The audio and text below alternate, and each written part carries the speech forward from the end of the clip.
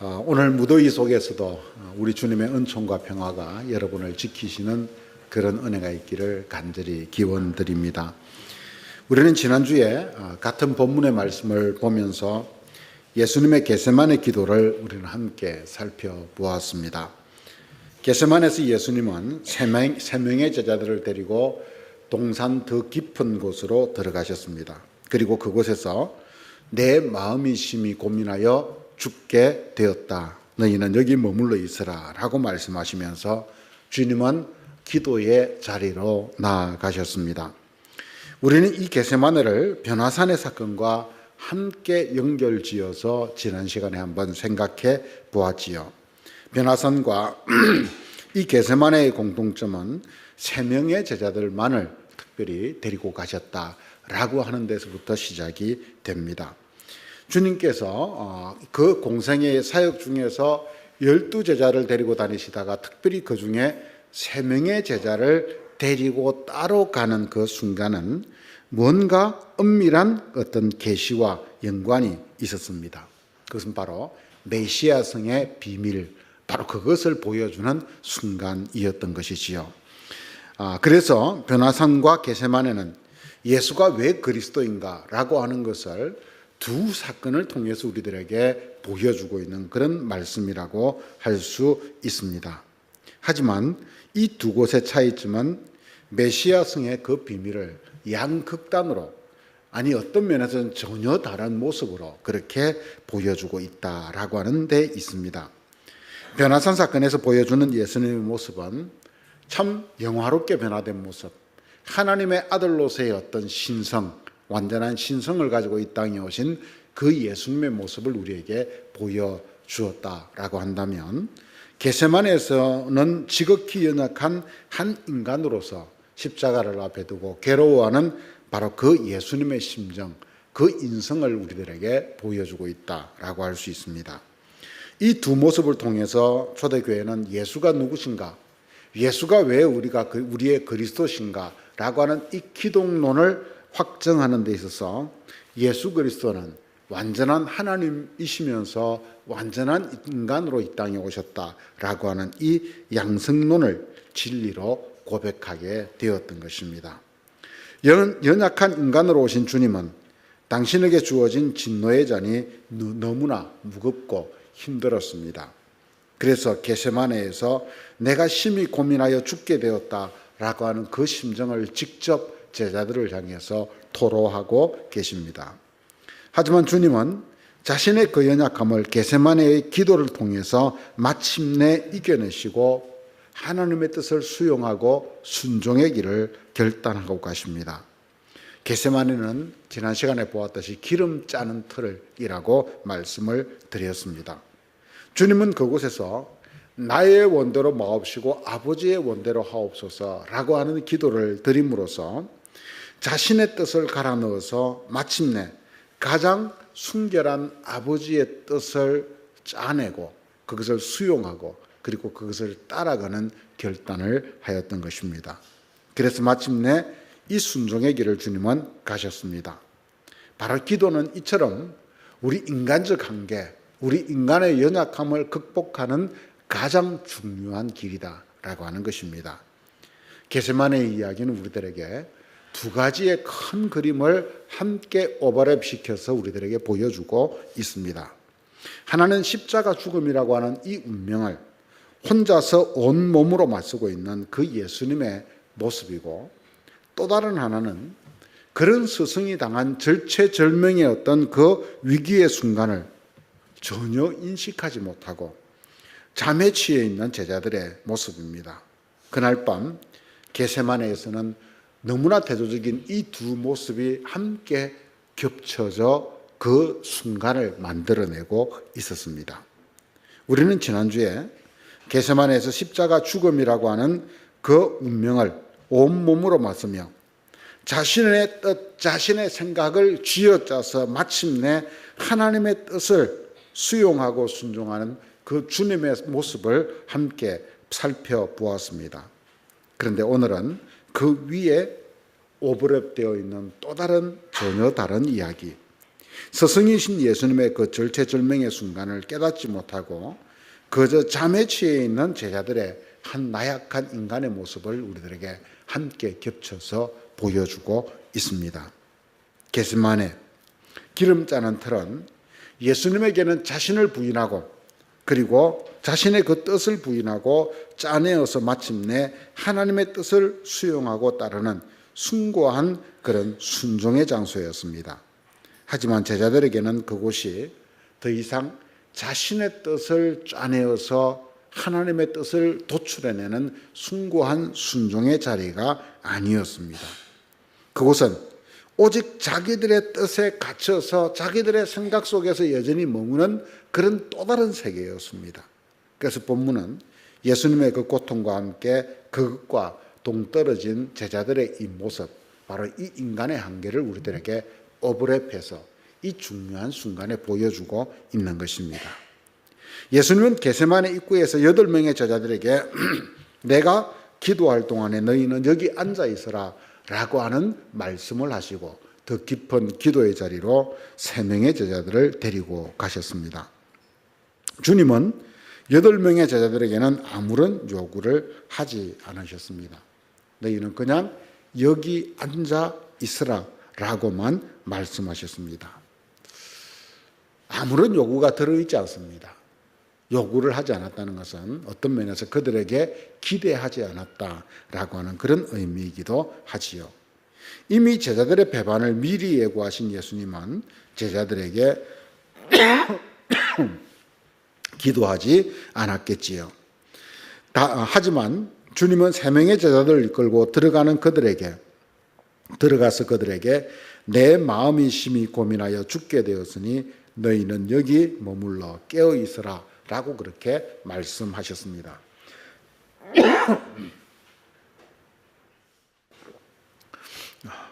주님은 그 3명의 제자들에게 자신의 깊은 그 고민을 털어놓았던 것입니다. 이로써 3명의 제자들은 주님의 비밀을 공유한 뭔가 비밀이 공유된 그런 증인들이 되었습니다. 그리고 주님은 이 3명의 제자들에게 너희는 여기 머물러 깨어 있으라 라고 하는 요구를 하셨습니다. 앞에서 8명의 제자들에게는 어떤 요구를 했습니까? 너희는 여기 앉아 있으라 라고 하는 요청만 하지 아무런 요구가 들어있지 않았습니다.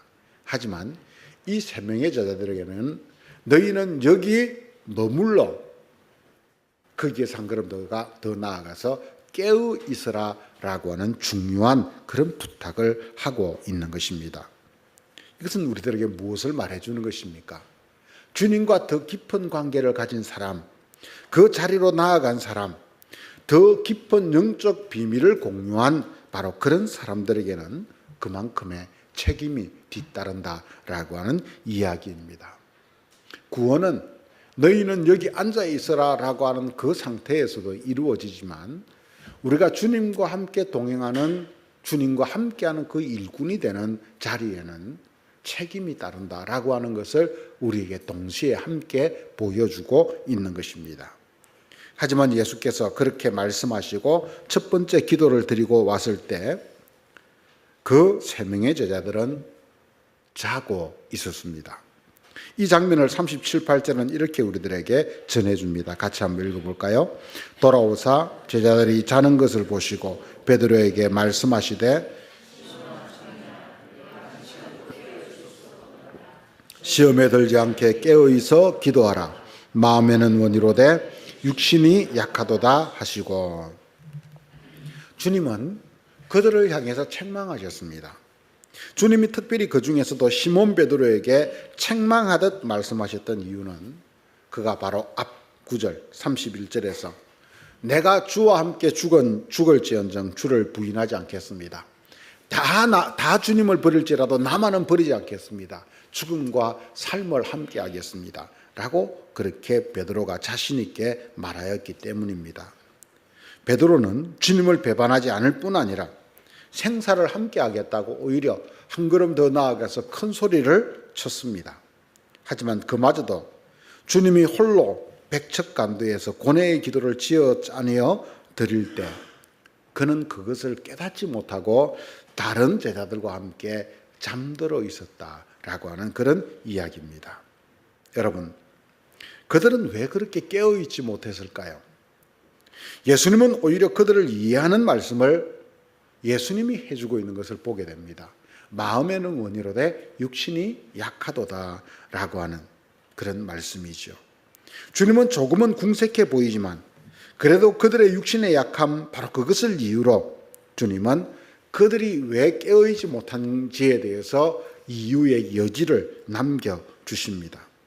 하지만 제자들이 아무리 하루 종일 강행군을 해서 피곤하다고 할지라도 지금 예수님이 처한 이 다급한 상황을, 그 절체절명의 그 순간을 어느 정도 그들이 이해하고 헤아렸다면 그들은 결코 잠에 떨어지지 못하였을 것입니다. 그렇다면 그들이 그 상황을 파악하지 못한 이유는 무엇이었을까요? 제자들은 예수님이 직접 말씀해 주지 않았기 때문이라고 말할 수도 있습니다. 하지만 여러분, 우리는 앞에서 보면 이미 예수님은 예루살렘으로 올라오는 길에 제자들에게 순환 예고를 3번에 걸쳐서 하고 계셨습니다.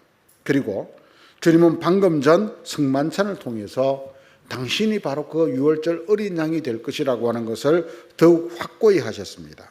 그리고 이곳 겟세마네에서는 백척간두에 선 본인의 심정을 주님께서 직접 토로하셨습니다. 의외입니다. 내가 고민하여 죽게 되었다. 그 정도의 고민을 주님이 털어놓고 있습니다. 하지만 그런 거듭된 말씀에도 그들은 그 말씀을 귀담아 듣지 않았습니다. 왜 귀담아 듣지 않았을까요? 주님의 말씀을 들을 귀가 그들에게 막혀 있었기 때문입니다. 왜 그렇습니까? 그들은 자기들의 필요에만 모든 관심이 가 있고 다른 것에는 마음이 닫혀 있었기 때문입니다. 다시 말해서 자기들의 필요와 욕망의 소리만이 가득하기에 주님의 뜻과 말씀에 대해서는 귀를 막고 그들은 들리지 않았던 것입니다. 여러분, 진리는 우리들에게 들을 귀를 그래서 요구합니다. 그래서 주님은 하나님 나라의 비밀을 가르칠 때마다 들을 귀 있는 자는 들으라, 또 한편으로 깨어 있으라 라고 하는 말씀을 거듭 강조하셨던 것입니다. 이것은 제자들이 우리보다 더 어리석었기 때문이 아닙니다. 그들이 우리보다 더 어리석었기 때문에 그들이 잠들어 있었던 것이 아니다는 이야기죠. 제자들의 모습은 오히려 우리의 자화상입니다.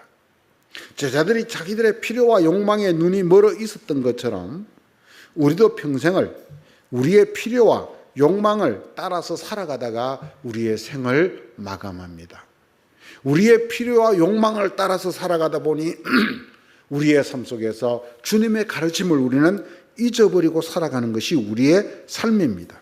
이것이 바로 이 제자들의 모습과 우리의 모습이 같이 겹쳐지는 모습이라고 하는 이야기죠. 그래서 마침내 어리석은 인생은 눈먼 상태로 죽음을 맞이하게 되는 것입니다.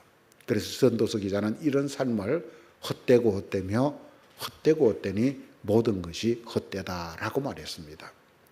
우리에게 주어진 이 소중한 한평생의 시간을 살고도 헛되고 헛되며 헛되고 헛된 인생을 살아갈 수밖에 없는 것은 자기들의 그 욕망의 소리에만 귀를 기울이고 살았기 때문입니다.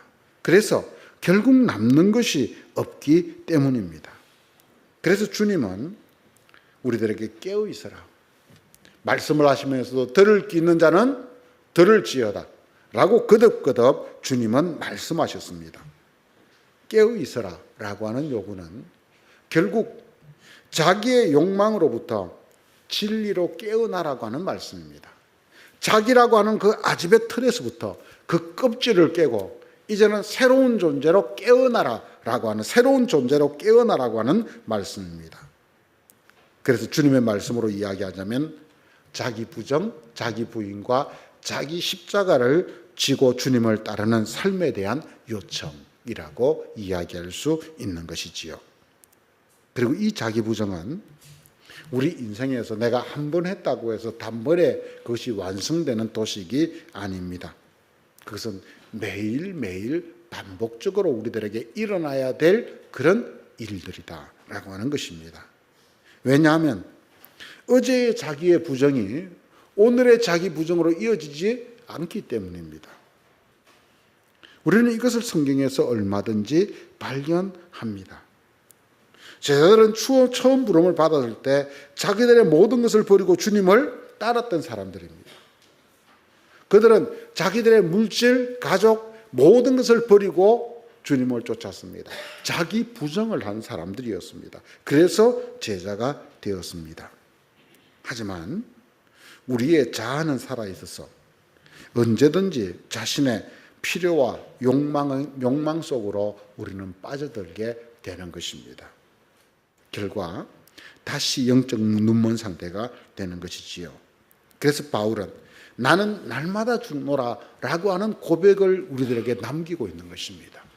날마다 자기를 십자가에 못 박지 않는 사람, 날마다 자기 부정에 이르지 않는 사람, 날마다 주님 앞에서 자기를 그 십자가에 못 박는 삶, 바로 이것을 위해서 필요한 것이 우리의 기도다라고 하는 이야기죠.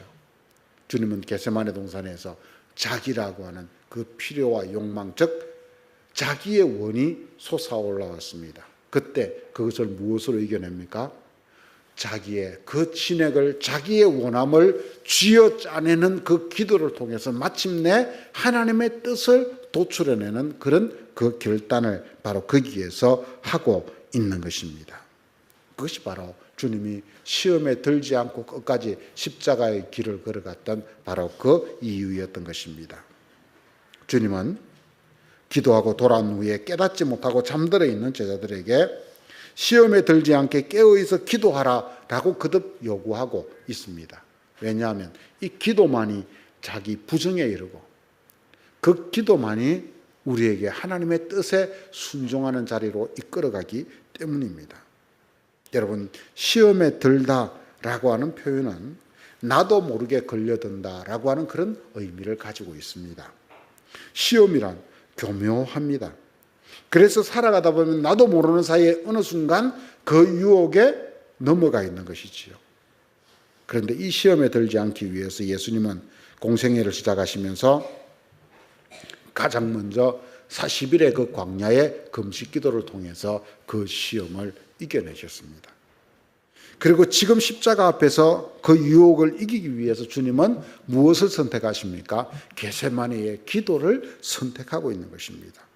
그처럼 우리에게도 주기도문에서 시험에 들게 하지 마옵시고 악에서 구하옵소서라고 기도를 가르치고 있습니다. 바로 이것이 우리의 그 기도의 이것이 우리의 그 기도의 능력이고 우리에게 기도를 요청하시는 이유였던 것입니다. 이 말씀을 하시고 주님은 다시 세 번째의 기도의 자리로 나아가셨습니다.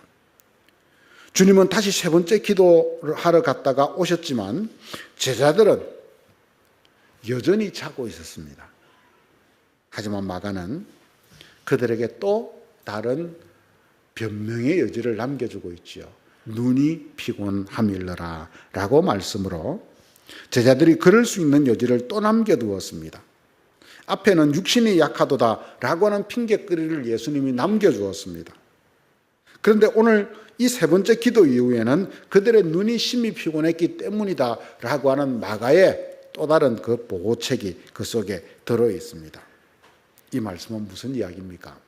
마가는 제자들을 비난하기보다는 그들의 약함에 대해서 그래도 이유를 달아주고 있습니다. 그것이 바로 연약한 우리 인생을 바라보는 주님의 시선이기 때문입니다. 즉 주님은 우리를 어떤 상황, 어떤 환경 속에서든지 우리를 이해하고자 접근하신다는 겁니다. 우리를 있는 그대로 받아주고자 접근하신다는 겁니다. 그러니까 이유도 되지 않을 것 같은 이유를 오히려 그 자리에 두고 그것을 품어주시는 바로 그런 모습을 우리에게 보여주고 있는 것입니다. 이것이 바로 우리를 바라보는 주님의 시선입니다. 주님은 그 사랑으로 마침내 오늘 41절과 42절 말씀 속에서 이렇게 말씀하고 있습니다. 같이 봉독해 보겠습니다. 세 번째 오사 그들에게 이르시되 이제는 자고 쉬라.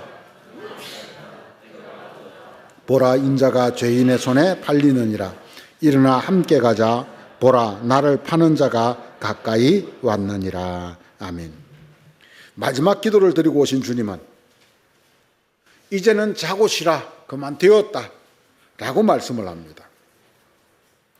제자들이 잠든 사이에 모든 때와 시간은 흘러가 버리고 말았습니다. 예수님과 제자들은 이처럼 끝까지 엇박자를 냅니다.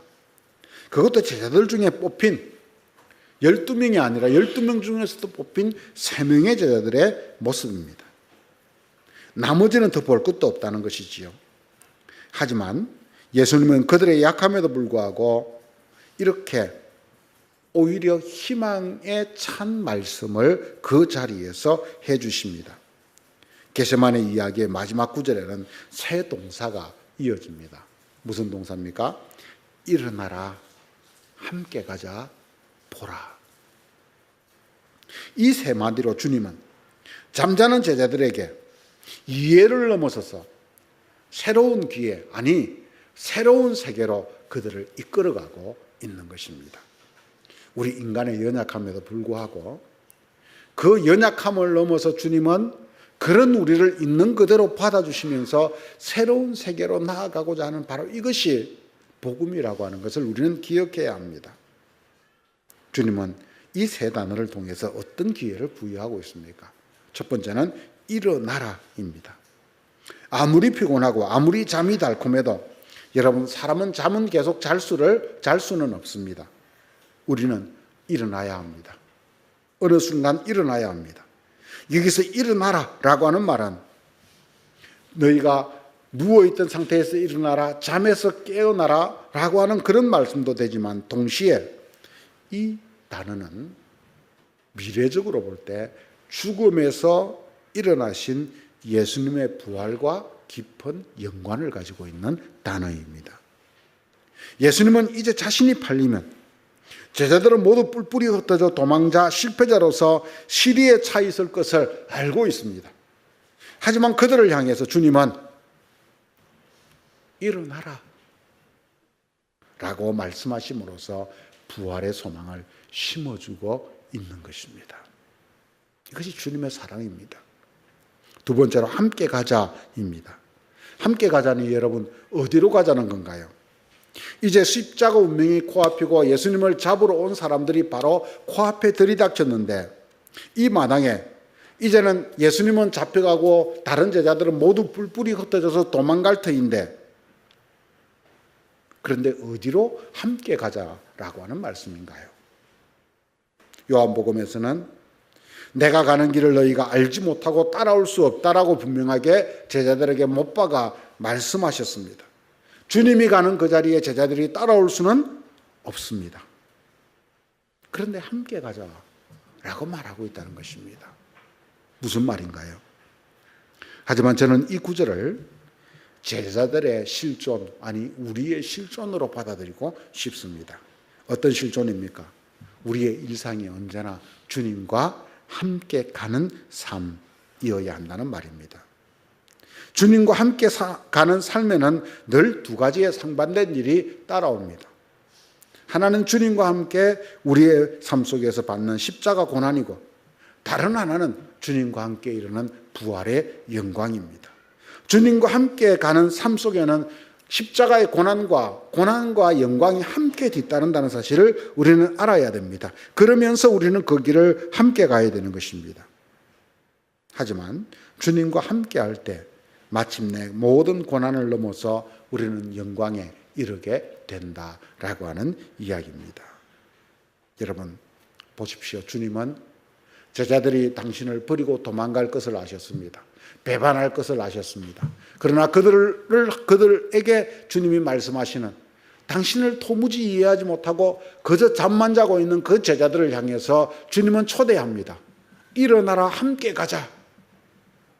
새로운 세계로의 초대입니다. 주님은 지금 주님과 몸만 함께하고 있는 제자들, 잠시도 깨어있지 못하는 제자들을 향해서 함께 가자라고 따뜻하게 말하고 있습니다. 어떤 느낌이 듭니까? 우리는 주님을 외면하면서 살았는데 어느 순간 주님이 다가와서 우리에게 손을 내밀며 그래 됐다. 이제 일어나라. 함께 가자. 라고 이야기하시며 우리의 어깨를 감싸시는 순간입니다. 바로 이것이 바로 여러분 신앙의 세계이고 복음의 세계라고 하는 것을 우리는 기억해야 됩니다. 우리가 정말 열심히 살고 내가 열심히 싸워서 이기고 내가 변절자가 되지 않고 끝까지 내 신념을 지키고 그렇게 살아갔기 때문에 그래 너희는 됐어. 너희는 나와 함께 가자라고 주님이 말씀하시는 것이 아니라 주님은 당신의 길을 조금도 이해하지 못하고 당신의 고통을 외면하고 오직 자기들의 생각으로 가득 차서 그저 잠에 취해 있는 제자들에게 말씀합니다. 그들의 외면과 그들의 잘못에도 불구하고 주님은 변함없이 말씀합니다. 일어나서 함께 가자. 바로 이것이 우리에게 있는 이 신앙의 세계이고 은혜의 세계임을 우리는 기억해야 됩니다. 그러므로 우리는 눈앞에 절망을 보지 말고 끝까지 주님과 함께하는 삶을 우리의 소망으로 삼을 수 있는 사람들이 되어야 합니다. 우리가 가장 이 낮은 자리, 어떤 면에서 영적으로 다운되고 힘들고 이런 내가 그래도 믿음을 가진 사람인가라고 하는 회의감이 드는 자리, 바로 그 자리에서조차 주님은 일어나 함께 가자라고 말씀하는 분이라는 것입니다. 이것이 바로 십자가 정신이요 부활의 정신이라고 하는 이야기입니다. 이 말씀을 잊지 마시기 바랍니다. 마지막 세 번째로 주님을 파는 자가 가까이 오고 있는 걸 보라라고 말씀합니다. 여러분 여기서 우리가 주의 있게 보아야 할 것은 주님은 주님을 잡아가는 자들, 대제사장의 종들을 보라고 말하지 않습니다. 나를 파는 자를 보라라고 말씀하고 있습니다. 즉 가룟 유다를 보라고 말하고 있습니다. 왜 가룟 유다를 보라고 말하고 있을까요? 그날 밤 예수를 팔아넘기는 가룟 유다를 좀 더 깨어있는 눈으로 보고 그 속에서 자신을 돌아보았다라고 한다면 그들은 정신이 화들짝 들어서 주님을 배반하거나 도망가지 않았을 것입니다. 그처럼 가룟 유다의 이야기, 제자들의 배반 이야기를 보는 것은 바로 우리들에게 거울을 보는 것과 같은 것이라는 이야기입니다. 그래서 여러분 우리는 가룟 유다를 늘 우리의 삶의 거울로 삼아야 됩니다. 예수님을 부인하고 잠자는 사람들, 주님을 버리고 뿔뿔이 도망가는 사람들, 주님을 세 번이나 부인하는 베드로, 이런 사람들을 우리의 거울로 삼아야 됩니다. 왜냐하면 우리와 동일한 그런 연약한 인간의 바로 그 실체를 우리는 그 속에서 발견하기 때문입니다. 이 거울을 항상 볼 때 우리의 신앙은 회개의 눈물을 통해서 더욱 겸손하게 마침내 주님의 뜻을 이룰 수 있는 바로 그런 사람들이 될 것입니다.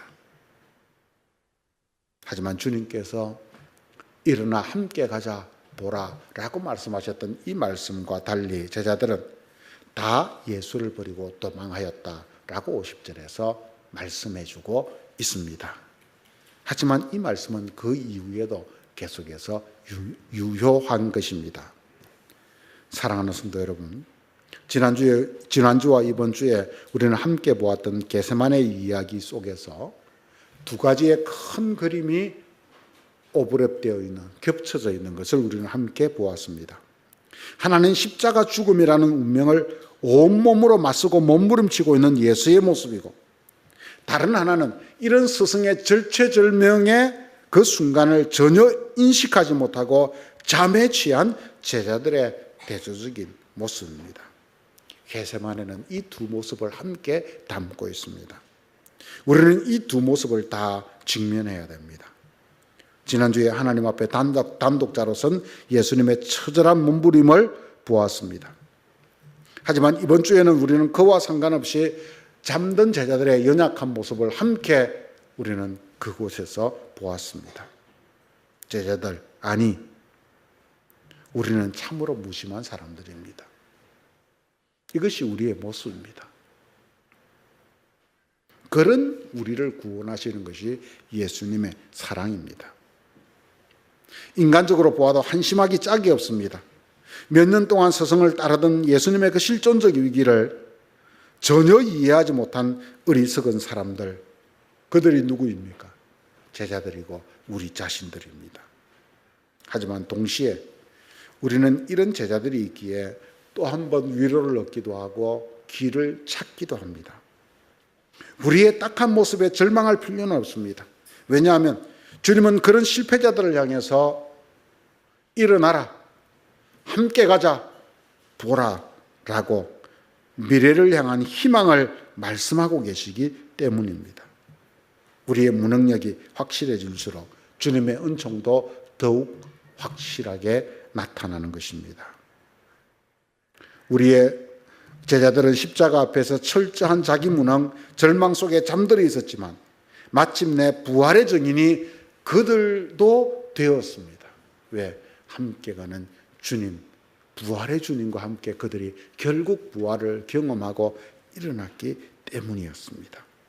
여러분, 우리의 삶도 삶의 절망 속에서 일어나서 부활의 주님과 함께 가다 보면 지금은 넘어지고 또 배반하고 등을 돌리고 여전히 내 생각, 내 이득만을 쫓아가던 그런 삶의 자리에서 마침내 우리도 우리와 함께 가는 주님으로 말미암아 그 속에서 일어난 부활의 능력으로 말미암아 우리도 부활의 증인이 되는 놀라운 은총을 얻게 될 것입니다. 바로 이 주인공이 여러분들 되시기를 주님의 이름으로 간절히 축원드립니다. 같이 기도하겠습니다.